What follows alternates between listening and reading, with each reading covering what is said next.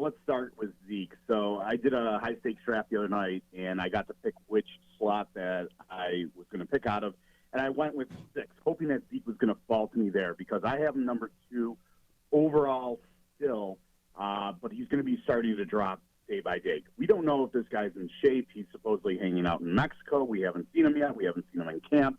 But he went 5th overall. Somebody snaked him right in front of me. So he's still going in the middle of the first round. But as the weeks and the days go by, he is going to start to fall lower and lower. I don't think he's ever going to make it out of the second round unless we get something definitive that he's not going to show up or he's going to miss X amount of games or whatnot. And they're talking about Tony Pollard. And Jerry Jones is just probably posturing, saying, oh, Tony Pollard, we think he can handle all 3 downs. But right now, Tony Pollard might be this year's James Conner. If we remember what happened last season between Le'Veon Bell and James Conner and the Pittsburgh Steelers.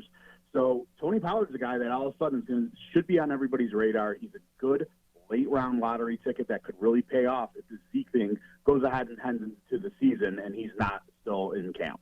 Now, when we talk late-round pick, what are we talking about, and what's the highest you've seen him go? Like how much overreaction is there on the Cowboys' backup?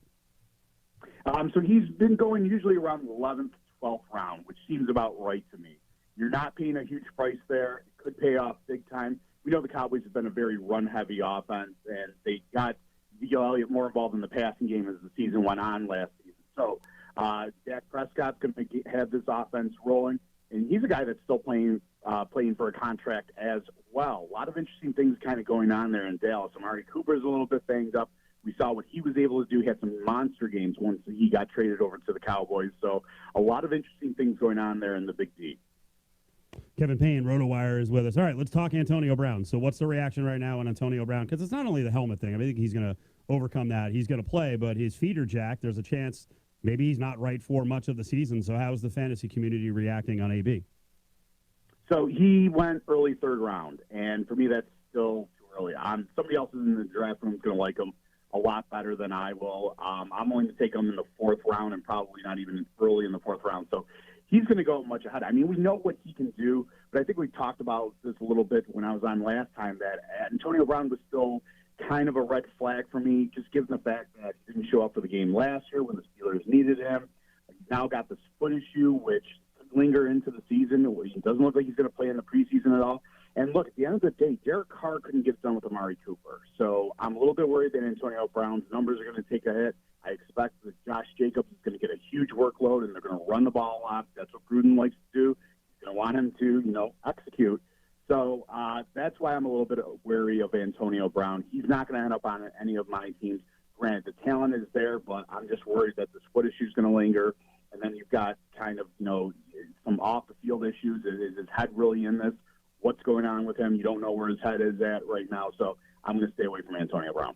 So let's go back to running backs, because I'm curious, in your opinion, who is your top-tier running backs that if you're not getting any of these 3, 4, however many guys, if you're not getting them in the first round, you're moving on to the next position, whether it be Pat Mahomes or top-tier wide receiver?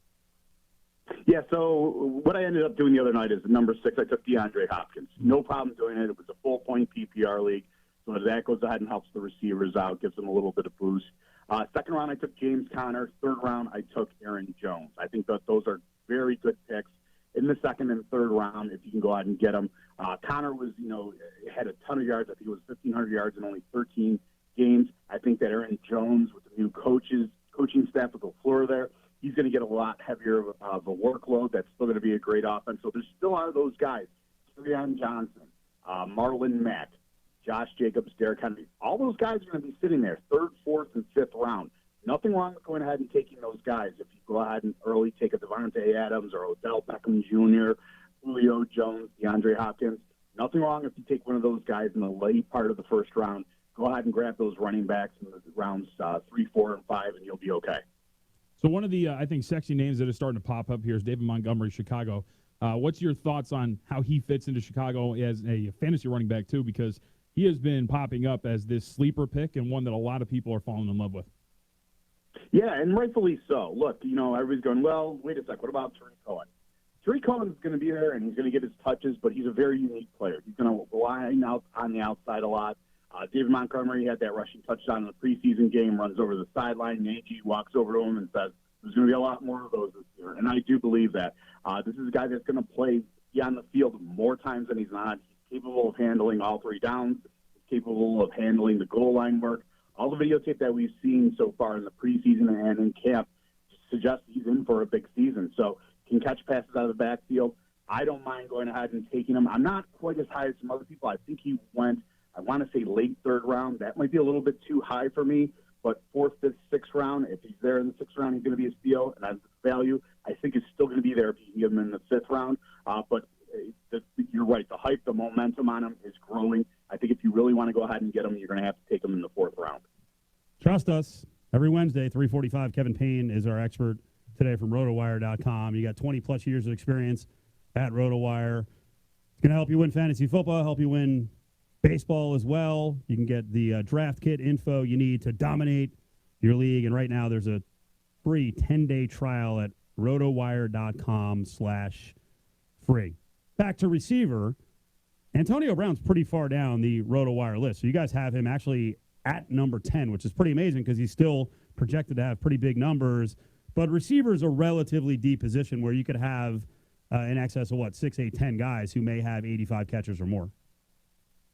Yeah, absolutely. And I think that's where there's a lot of value. If you look at the tight end position, you've got the big three, Travis Kelce, Zach Ertz, George Kittle, O.J. Howard, Evan Ingram. One of those guys is probably going to emerge. Hunter Henry there, too.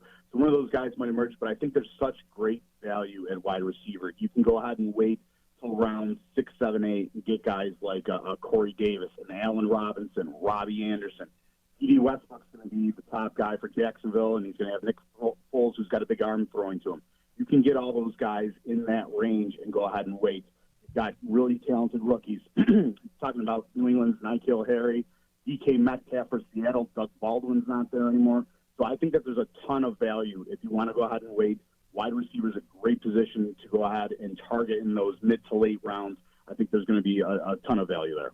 If you have a high pick, say, in a 12-team league, can you skip on receiver early and wait for it to come all the way back to you? You can. It just depends on which spot you're going to go ahead and get. As I said, at the end of the first round, I do believe that the upper echelon of wide receivers, talking DeAndre Hopkins, Julio Jones, Juju, Devontae Adams, Odell Beckham, Mike Evans, I believe those guys are worth going ahead and taking a stab at the late first round, early second round.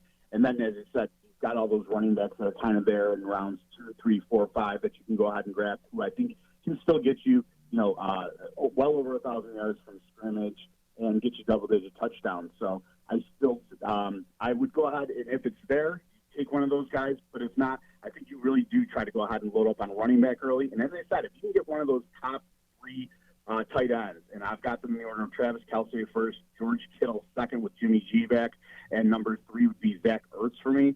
If you can go ahead and get one of those guys in rounds 3 or rounds 4, I think you go ahead and pull the trigger on them. It's going to be a real easy start them each and every week. And as I said, I mentioned a couple of guys that I do think have upside at that position, but I think it's really imperative that in the first 3 rounds, you go ahead and try to get at least two running backs to go ahead and build your team around. I'm curious, we open up with Zeke Elliott and Antonio Brown and all these guys in terms of holdouts and issues about their availability. What about Andrew Luck? Because now all of a sudden this injury has started to progress into a bone issue and an ankle issue, and he's out for the preseason. So what do you do with Luck as a quarterback? Yeah, I'm totally off Andrew Luck. We've got him as the 10th overall quarterback right now. And look, at the end of the day, they've got a capable backup in Jacoby Brissett. We saw him have success both with the Colts and in New England.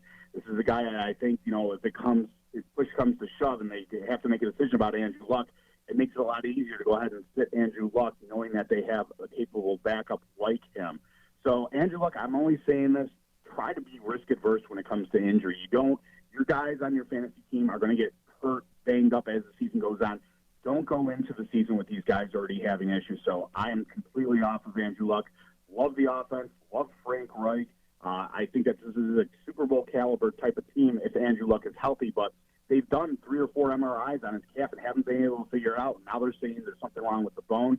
I would be shocked if this guy plays, let's say, over 14 or more games this season. I really think he is going to miss time. He's out for the preseason, so I am completely off of Andrew Luck, and I think everybody else should follow suit. Have you been in any drafts where someone's considered in a 12-team league having Dak Prescott as QB1? I have not. He's kind of fringe, a fringe starter in 12-team leagues. Personally, I'd rather go with somebody like a Jameis Winston with Bruce Arians there in Tampa Bay. I'd rather go with somebody like a Lamar Jackson, who, if you had prorated his last 7 games over a full 16-game slate, would have finished as the 10th overall quarterback, 2 points behind Russell Wilson, believe it or not, who was 9th last year.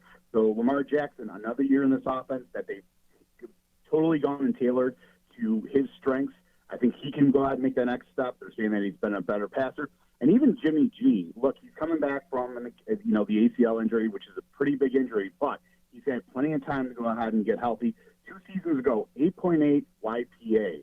Go ahead and take a look at Tom Brady's stats. Take a look at Aaron Rodgers' stats and find the last time they had an 8.8 YPA. It's not there. Now, maybe his receivers aren't quite as strong as some of these other quarterbacks, but I think that Jimmy G is another good guy that you could take a stab at late. And even up here in Buffalo, Josh Allen, we know he's going to rush for 500 or 600 yards, 5 or 6 rushing touchdowns, something you're not going to get from a Ben Roethlisberger, a Phillip Rivers, a Tom Brady, or a Drew Brees. So take a look at those guys late. I think you can wait on quarterback. I think there's going to be a lot of good values after round 10 in 12-team league.